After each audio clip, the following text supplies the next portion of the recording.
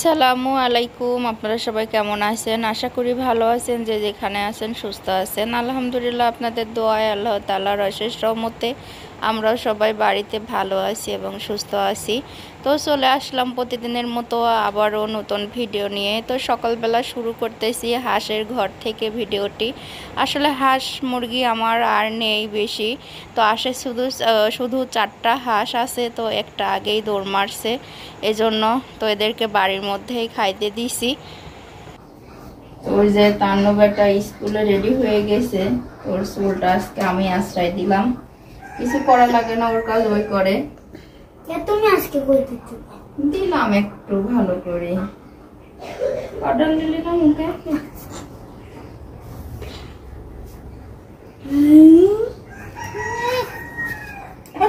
না দেখিস মুখ আসছে। চলো চলো চলো চলো চলো পাপোশটা কোনটা? চলি গেছি কি করি? পায়ে লাগি আমি আর পয়সা দুধ খেতে নামো।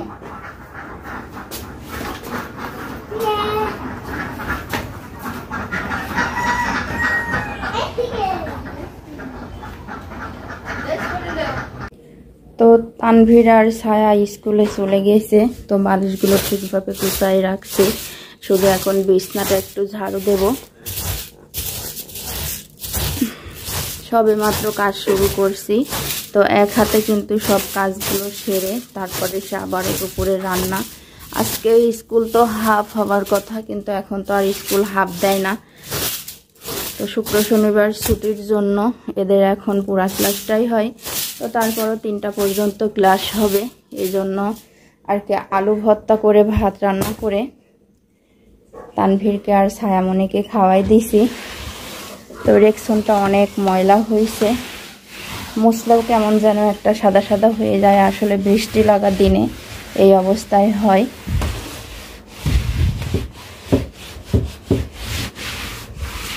তো যখনই কাজটা করি তখনই কিন্তু এখানে মুছে রাখার চেষ্টা করি। আর এই যে গ্যাসের আজকে 2 দিন ধরে তো চুলায় রান্না করতেছি দুপুরে। তো আসলে দুপুরবেলা চুলায় রান্না করলে একবারে রান্নাটা হয়ে যায়, ভালো হয়। তানভীর বায়না ধরছে, ওকে আবার স্কুল থেকে আসলে চা করে খাওয়াতে হবে। তো এই যে দেখেন, প্রতিদিন সে নতুন নতুন মানে এখান থেকে এখানে স্কুল যদি পারে পঞ্চ পরে গেলেও হয়, কিন্তু না, তিনি সেটা পরবে না। তিনি মানে তুলে রাখা যে স্যান্ডেল, তো সেটা পরেই যাবে। এদিকে যদি ছায়ামণি একটা কাপড় নিতে লাগে তো সবগুলো আওলা ঝাওলা করে ফেলে। প্রতিদিনের কাজ গোছাইতে হয়। তো মোটামুটিভাবে ঘরটার মধ্যে বিছনাটা তো ঝাড়ু দিয়ে দিছি, শুধু এখন ফ্লোরটা ঝাড়ু দেওয়া বাকি। তারপরে আবার কাপড় চোপড় ধোয়ার আছে, যে আস্তে আস্তে সব বের করা হচ্ছে। তো এক হাত দিয়ে ক্যামেরা ধরা, এক হাত দিয়ে ভিডিও করা খুবই কষ্টকর। তো এক হাত দিয়ে কিন্তু সব কিছু করতে হয়। তারপরে এই ঘরটা বেশি একটা নোংরা হয় না, কারণ এই ঘরটাতে বেশি একটা আসা হয় না। যখন ছায়ামণি আসবে তখন এই ঘরটার মধ্যে একটু কাজ হয়, তাছাড়া ছায়ামণি না থাকলে এই ঘরটার মধ্যে আমি বেশি আসি না। তো এই যে না হাঁটাহাঁটি করলেও কিছু না কিছু একটু ধুলা হয়ই। তো এই যে ঝাড়ুটা এভাবে দিয়ে নিই। আজকে এই রোদ বের হচ্ছে, আবার এই মেঘমেঘ করতেছে। রাস্তায় মাছওয়ালা ডাক ছাড়ছে, অনেক বড় বড় মাছ নিয়ে আসছে। আজকে কিন্তু প্রচুর পরিমাণ বাতাস। আমার মনে হয় কোনো জায়গায় হলো নিম্নচাপের হয়েছে, এই জন্য এতটা বাতাস। এই যে দেখেন নারিকেল গাছের পাতাগুলা খুবই ছনছন করে আর কি শব্দ হইতেছে। আর যে আমার শাশুড়ির গাছের সাজনা গাছ প্রায় সব মরে গেছে, 2-একটা ডাল তাজা আছে, এগুলোর পাতা আছে। আর শন করে একেবারে নারিকেল গাছের পাতাগুলো যে শব্দ, খুবই ভালো লাগে আমার। এতটা আজকে রোদ পড়তেছে, যেমন রোদ তেমন গরম। আসলে এখন গরম শেষের দিকে, এই জন্য হয়তো বা এতটা গরম পড়তেছে। আর কি জানি আমারও হয়তো বা প্রেশারের সমস্যা আছে, প্রেশারটা হয়তো বা বাড়ছে, এই জন্য এতটা অস্থির মনে হচ্ছে। তো সকালবেলা তো সব রান্নাবাড়ি আলু ভর্তা করে খাবার দিছি। দুপুরের জন্য এখানে যে পিউলি মাছটা ভিজায় রাখছি। আর গেছিলাম হলো ননদের ওখানে, তো ননদে ফোন দিছিল, এজন্য তাড়াতাড়ি করে গেছিলাম। যাওয়ার পরে দেখি যে বিয়ের যে ভুঁড়ি ছিল সেই ভুঁড়িগুলা হলো কাটার জন্য ডাকছিল। কারণ একবারে যখন ছাগলটা জবাই করে তখন পরিষ্কার করে রেখে আসছিলাম, আর এতদিন বাদে খাওয়া, তো আমি জানি যে আমাকে ছাড়া খাবে না, তো এই জন্য বললাম যে একসঙ্গে রান্না করে একটু দিলেই খাইতাম। তো ননদ আবার শুনলো না, সে অর্ধেক রাখলো আর অর্ধেক আমাকে দিল। তো এই যে নিয়ে আসছি, তো বললো যে ওর মধ্যে একটু আলু কেটে ভাজা ভাজা করে রাঁধলে হয়ে যাবে, তুমিও অর্ধেক লাও, আমাকেও অর্ধেক দিল। তো এই যে আবার করলা, তো এই যে এই করলাটা দিয়েই কিন্তু এই ছোটো মাছটা চচ্চড়ি করব।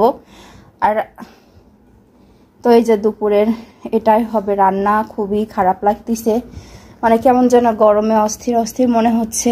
তো ভুঁড়িটা রান্না করতে হলে কিন্তু মশলার দরকার হবেই, তো এই জন্য এটাও এখানে রাখছি। তো বরফটা ছাড়লে তারপরে রান্না করতে যাব। তার আগে তো থালবাটিগুলো মেজে রাখছি, এখনো উপর করা হয় নাই। তো যাই হোক, এটা এখন ঢেকে রাখি। তো এগুলো একটু বরফটা ছাড়লে তারপরে রান্না করতে যাব। এখন বাজে প্রায় 11:30টার মতো, তানভীর স্কুল থেকে চলে আসছে। তো এগুলো একটু উপর করে রাখি। মানে কথাটা বলতে গেলেও কেমন যেন হাঁপ ধরে যাচ্ছে। এদিকে মরিচের গুঁড়া, হলুদের গুঁড়া সব নিয়ে রাখা, সেগুলো ঢালা হয় নাই। আসলে এক হাতে কাজ করতে গেলে আর কোনটা ছাড়া কোনটা করব কোনো কিছু ভেবে পাই না। তো ওই যে আগে বলছিলাম যে করলা দিয়ে পিউলি মাছ চচ্চড়ি করা হবে, মাছটা এখানে ধুয়ে রাখছি। আর এখানে আলু দিয়ে করলা দিয়ে কেটে লবণ দিয়ে চটকাই ভালোভাবে ধুয়ে নিছি। তো লবণ দিয়ে চটকাই নিছি যাতে তিতাটা একটু কম লাগে, এই জন্য। আর এখন এটা খুবই হালকা মশলা দিয়ে রান্না হয়। তো এই রান্নাটা করতে কিন্তু অত কোনো মশলা লাগে না, শুধু একটু লবণ, হলুদ আর তেল হইলেই হয়ে যায়। তো আমার হলুদের কালারটা মাশাআল্লাহ অনেক বেশি হয়, অনেক সুন্দর কালার, অল্পতেই অতিরিক্ত কালার হয়ে যায়। তো আমি লবণ হলুদ দিয়ে একটু ভালোভাবে পেঁয়াজ রসুন মরিচ চটকাই নেব, তারপরে তেল দিয়ে একটু মাখাই নেব।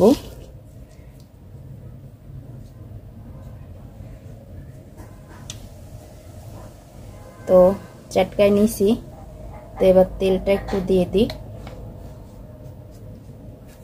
তেলটা দিয়ে ভালোভাবে রসুন পেঁয়াজগুলো একটু ভালোভাবে মাখায়ে তারপরে দিয়ে দেব করলাটা।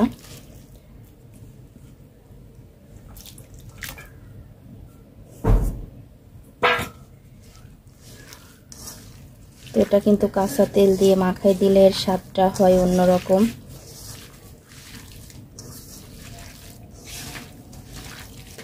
তো আমি করলাটা ভালোভাবে মাখাই নিছি। তো এবার দিয়ে দেব হলো মাছ। মাছ দিয়ে এভাবে তো মাখানো যাবে না, এই জন্য আগে মাখাই নিলাম।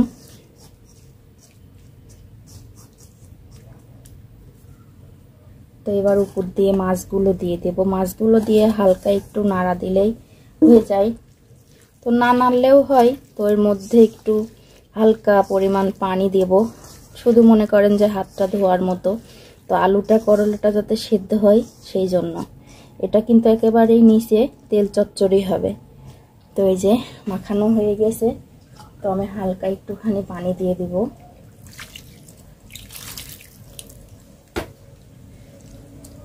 তো এই যে দেখেন পানিটাও দিয়ে দিলাম।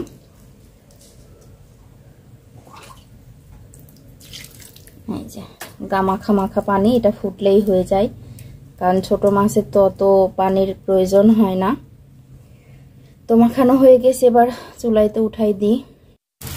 তো এই যে দেখেন ভুড়ির সঙ্গে মসুরের ডালও রান্না করে ফেলছি। তো অল্প একটু ডাল রান্না করছি। এখানে এই যে মাছের করলার চচ্চড়িটাও হয়ে গেছে, আর এখানে এই যে চুলাইতে ভুড়িটাও দিয়ে দিছি। তো সব কিছু একবারে দিয়ে দিছি, শুধু এখন একটু নাড়াচাড়া করলেই তো রান্না শুরু হয়ে যাবে। তো করেও দিছি শুরু।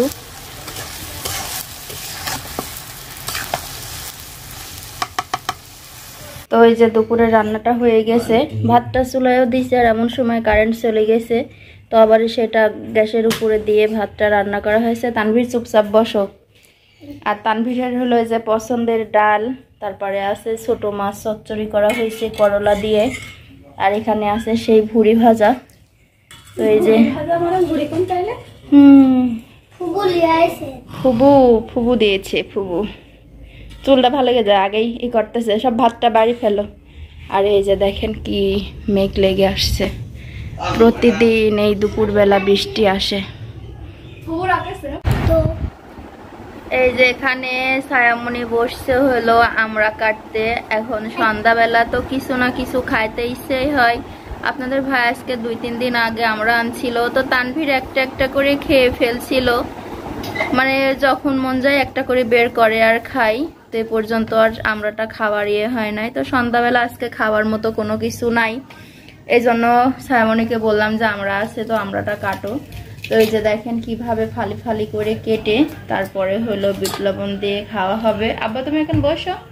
এদিকে আজকে তানভীরের পায়ে হলো বুল্লা কামড় দিয়েছে, দেখে পাটা দেখায়, এখানে বসো। এই যে দেখেন অনেকটা কালো হয়ে গেছে, ওর ফুপুর ওখানে গিয়েছিল, ওখান থেকে বল্লাটা কামড় মারছে। যখন বল্লাটা কামড় দেয় অনেক নাকি একেবারে সেই করে কেঁদে ফেলছিল, ওর ফুপু দৌড়ে দৌড়ে এসে আর কি ভাইডিং লাগাই দিয়েছে। দেখি পাটা আরেকবার এখানে সাট করো তো। এই যে এই মাত্র ধুয়ে আসছে, অনেকটা লাল হয়ে গেছে, এটা কামড় অনেক। হ্যাঁ এই যে একেবারে রক্ত বের হয়ে গেছে। তো কি জানি এটার কামড়ে নাকি জ্বর এসে যায়, দেখা যাক কি হয়। আর ছায়ামণি আমরাটাও কাটুক ততক্ষণে। তো খাবার দেখলে তানভীর চুপ করে থাকতে পারবে না।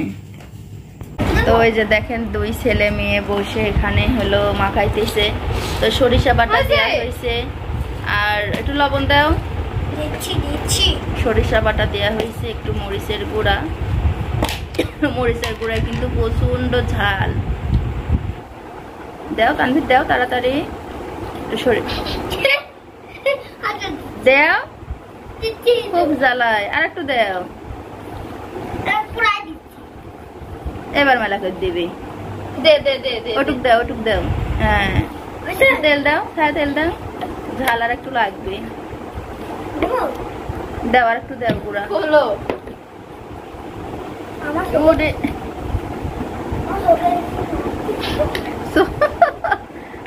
তানভীর হলো এখন খালি গায়ে হয়েছে, ও খালি গায়ে হয় না, থাক। এই যে এবার দুটা কালার আইছে, সরিষার তেল দিলেই কালার। আটকাও, বোতলটা আটকাও, পড়ে যাবে। তো এই যে মাখানো হয়ে গেছে। তানভীর একটা খাই দেখো আগে কেরম হয়েছে।